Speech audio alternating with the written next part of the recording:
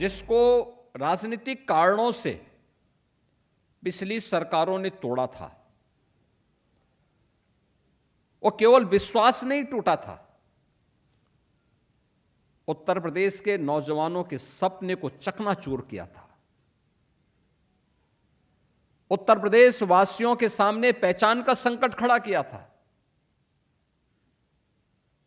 देश के सबसे बड़ी आबादी के राज्य के सामने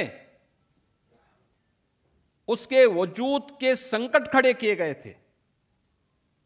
लेकिन आज मैं दावे के साथ इस बात को कह सकता हूं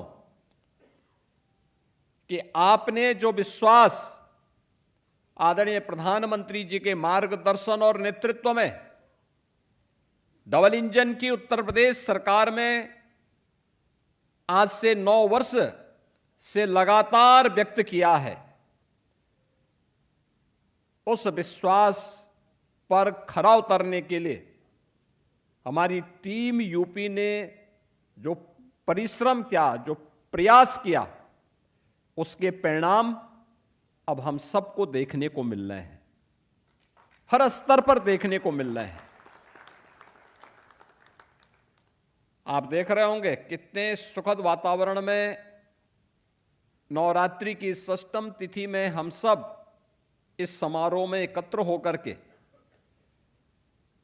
प्रदेश सरकार की नीतियों के तहत और किसी भी पॉलिसी के तहत आपने निवेश किया होगा, वह आपको इंसेंटिव वितरण के कार्यक्रम को यहां पर जोड़ करके, और मैंने कहा ये समारोह इसलिए करिए कि अगर कोई कहीं रुका होगा तो उसको भी हम उसको आगे बढ़ा सकें, इसलिए क्या, यद्यपि ये पैसा सीधे आपके अकाउंट में जा रहा होगा, लेकिन वह कहीं भी कोई बैरियर न रहे। और इसलिए तीनों विभाग, डिप्टी सीएम हमारे वे स्वयं, जो हमारा जो इमर्जिंग सेक्टर है जिसके लिए उत्तर प्रदेश में सबसे अधिक संभावनाएं हो सकती थी, फूड प्रोसेसिंग के सेक्टर में, क्योंकि उत्तर प्रदेश भारत का फूड बास्केट भी कहा जाता है। बीच के कालखंड में किसान इससे पलायन किया था, आत्महत्या करने के लिए मजबूर हुआ था, स्थितियां बहुत खराब थी, लेकिन पिछले 9 वर्ष के अंदर हम लोगों ने इस सेक्टर को और अच्छे ढंग से आगे बढ़ाया। आज परिणाम क्या है?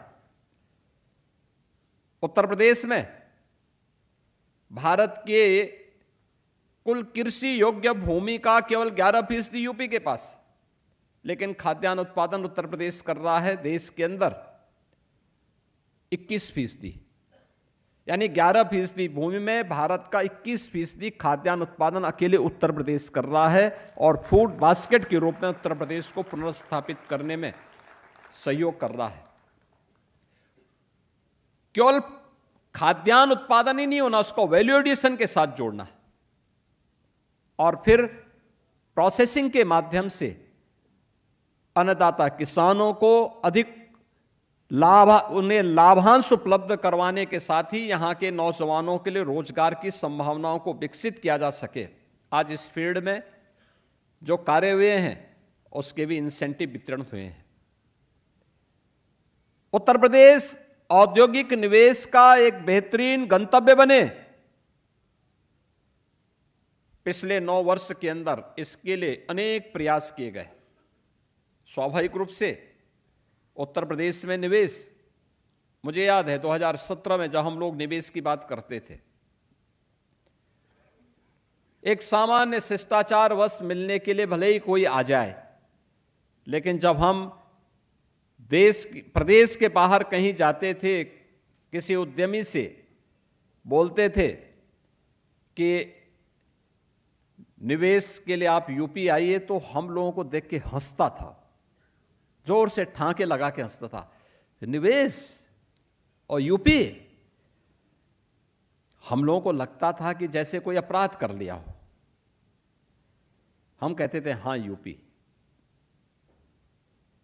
तो कुछ लोग तो चुप हो जाते थे, लेकिन कुछ लोग बोलते थे हम लोग तो 5 साल पहले संकल्प ले लिए हैं कि हम यूपी नहीं जाएंगे। कोई कहता था कि हमने इतने वर्ष पहले यह संकल्प ले लिया कि यूपी नहीं जाएंगे। आप आए हैं, एक बार प्रयास करेंगे, इतना बोल करके हमारी वार्ता समाप्त होती थी। मैं उस सच्चाई को बोल रहा हूं जो 2017 में हम लोगों को फेस करना पड़ा था, और फिर मुझे लगा था कि यूपी के परसेप्शन को 2 कारणों से ये खराब हुआ है।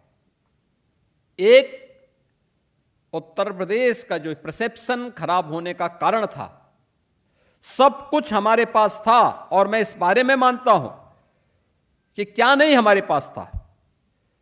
डेमोग्राफिक डिविडेंड भारत का ही नहीं, दुनिया का सबसे अच्छा यूपी के पास, लेकिन पहचान का संकट। ये पहचान का संकट किसने खड़ा किया? तो लखनऊ से आप मुख्यमंत्री योगी आदित्यनाथ को सुन रहे थे। और चलिए फिलहाल इसी के साथ इस बुलेटिन में इतना ही। बाकी तमाम खबरों के लिए आप बने रहिएगा न्यूज़ इंडिया के साथ। नमस्कार।